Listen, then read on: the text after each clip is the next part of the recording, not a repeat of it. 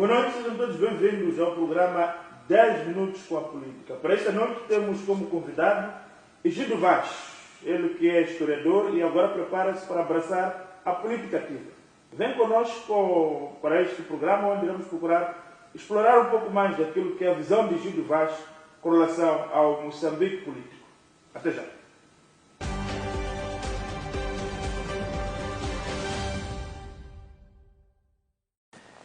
Uma vez mais, boa noite, sejam bem-vindos ao programa 10 Minutos com a Política. Conforme referimos, Egídio Vaz é o nosso convidado, ele que é historiador, estratega de comunicação e agora prepara-se para abraçar a política ativa como membro ou integrante da lista do Partido Frelimo pelo Círculo Eleitoral de Nampula, em lugar elegível. Diga-se, Egídio, seja bem-vindo ao nosso programa. A primeira questão que eu queria colocar, antes de discutirmos a questão do seu engajamento político ativo, é qual é a avaliação que faz da governação do presidente Nunes, tendo em conta que faz parte, digamos assim, daquilo que podemos chamar de pessoas que ao longo desses 10 anos têm dado a cara, digamos assim, na defesa das principais pautas de governação do presidente. Bom, muito boa noite e muito obrigado por esta oportunidade.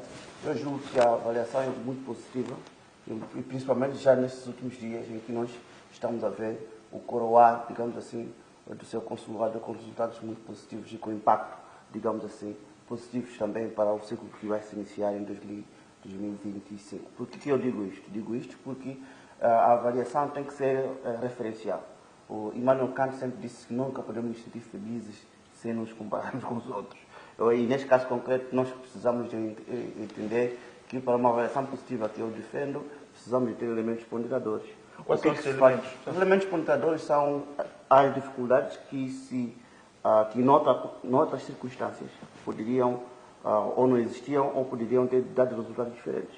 Se nós olharmos em termos de investimento do Estado moçambicano, o governo moçambicano em infraestruturas, por exemplo, vamos ver que sempre foi positivo.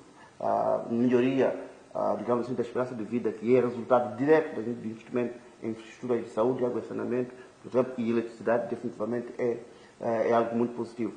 No combate à impunidade, neste momento o consulado do presidente Nunes é coroado com a vitória em Londres, no caso das dívidas ocultas, que sempre ele acreditou que era a melhor forma de uma decisão provisória. Independentemente de ser provisória, a primeira instância está ali, a segunda instância não há de haver mais julgamentos nem produção de prova. Vai ser, normalmente, como costuma se dizer, quando se julga, digamos assim, um recurso, não se volta a questionar, ou não há produção de prova. Você é jurista, sabe melhor que eu do que eu estou a referir. Ou seja, de uma ou de outra maneira, esse 1,9 bilhões de dólares há de voltar, mas acima de tudo, a questão do simbolismo e da mensagem que esta sentença lança para o mundo. Primeiro, de que Moçambique sempre teve razão neste governo de Nunes ao ter processado aqueles senhores. Segundo, o nome na pasta financeira. O Moçambique deixa de ser o devedor, aliás, o caloteiro, quem não paga dívida. Portanto, devedores já éramos, mas não pagar dívida era pior. O que significa que o nome também limpa, uma questão de honra e de prestígio internacional. O terceiro elemento é que, efetivamente, os acordos que anteriormente, digamos assim, antes dessa sentença foram alcançados entre Moçambique e vários credores, também é mais do que um hino da razão. Então, este é o primeiro elemento muito importante. O combate à impunidade em Moçambique provou-se ser uma coisa séria e não apenas de papel. Okay? Esse é o primeiro elemento. Agora, o segundo e o terceiro elemento é em relação ao internamento, o que ele conseguiu. A paz, DDR, muito, muito importante. Um caso pendente desde 1992. Maranhão teve sempre homens armados. 30 anos depois da institucionalização da democracia multipartidária, finalmente não há nenhum partido político armado em Moçambique, com o DDR. Num contexto de banimento, digamos assim, internacional, que foi o total bloqueio econômico, num contexto onde Moçambique susteve aos mais agrestes e piores intempéries, estou a referir das calamidades, que quase destruiu quase toda a infraestrutura no centro e norte de Moçambique, e estamos a reconstruir num contexto onde Moçambique tinha enormes dificuldades de poder ir à praça financeira e poder ter os recursos necessários para financiar o seu desenvolvimento. E mesmo assim, consegue, os resultados que consegue é obra. Mas, Gildo Vaz, essa tua visão não é uma visão um pouco, digamos, deriva de um mundo paralelo? Porque há uma perspectiva, há muitos relatórios e também muitos analistas trazem uma ideia de que o país está um caos, que a pobreza aumentou. Portanto, essa tua ideia não corre o risco de ser mais decora daquela... Não, até pode me chamar lunático de que eventualmente seja viver um outro mundo grande, sempre paralelo ou que não existe. Isso é verdade. É verdade e entende-se. Mas a questão é de perspectiva. A perspectiva é não apenas focar sobre elementos. O que eu acabei de dizer não embarga afirmar, por exemplo, as dificuldades porque as pessoas, os cidadãos moçambicanos passaram. Reparem que essa governação acabou quase com todos os subsídios. Mas aqui existe o diabo está nos detalhes. Este é o primeiro governo, desde 1992, a viver quase na totalidade sem apoio externo direto ao orçamento. E havia dinheiro abundante e ocioso. Nos últimos, o governo do presidente Nilson foi quase o único. E eu julgo que começamos bem. O governo anterior viveu quase com 54% a 55% do financiamento ao orçamento subsidiado pelos dinheiros dos outros. O mesmo que aconteceu com o presidente Chissano. Dizer isso não embarga os feitos por eles feitos. Mas o que eu estou a dizer é que é um contexto onde, cumulativamente, temos a fuga desses e, inclusive, as sanções na praça. Ou seja, isso foi de súbito, resultante das dívidas ocultas. Ou seja, o que nós estamos aqui a dizer, por outras palavras, é que os subsídios, todos eles caíram. Subsídio à eletricidade, subsídio à água, subsídio a transporte, subsídio ao trigo. Todos eles caíram. Mesmo assim, os cidadãos moçambicanos fizeram greve, porque perceberam o contexto em que estavam vivendo. Eu julgo que também... Acha que o presidente News, podemos dizer, qual é a avaliação que podemos fazer, tendo em conta era um contexto, ou seja, não foi possível fazer mais por causa do contexto. Sim, não foi possível fazer mais por causa do contexto, por um lado, mas o que aconteceu, ou seja, ele tem feitos e tem feitos, ou seja, ele construiu mais, com menos dinheiro. A obra visível. Obviamente existe obra visível. A diferença é aqui que está. Nas SESC, ou na ex-natural de Amuna, de Mutarara, os nossos pais, os nossos irmãos lá podem dizer melhor do que foi a obra do presidente Nilson. Porque desta vez o foco, na verdade, foi puxar o outro que estava atrás. Muitas das vezes nós intelectuais, aqui, acomodados ao nosso círculo, acomodados a uma liturgia paroquialista, que significa que eu só reconheço quem faz bem o que eu vejo.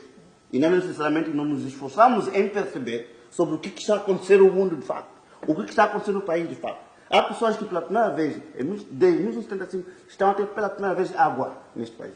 Há pessoas que desde 1975 estão a ter pela primeira vez energia neste país. Esses também lutaram por essa independência. Uns tiveram desde dia 25 de junho de 1975, outros estão a ter agora, em 2024. Portanto, tem que perceber que aquele trabalho que está acontecendo, agora em Galinha é distrito de Mwanza, o presidente Justo está a inaugurar uma subestação de energia em Galinha. Desde 1975, aquelas pessoas viviam também.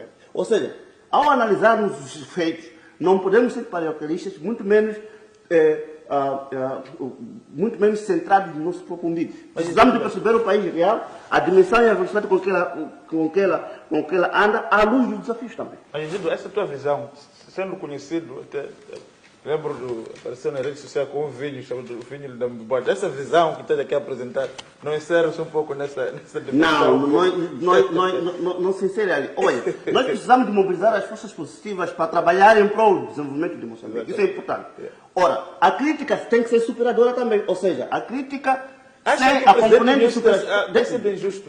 A crítica sem a componente superadora leva à letargia, ao desleixo, à desmoralização. É importante que, à medida que nós criticamos, apontando os erros, consigamos colocar alternativas, que é para nós não ficarmos todos relaxados. Em Moçambique é fácil de criticar, porque, na verdade, quem faz alguma coisa deixa de fazer outra.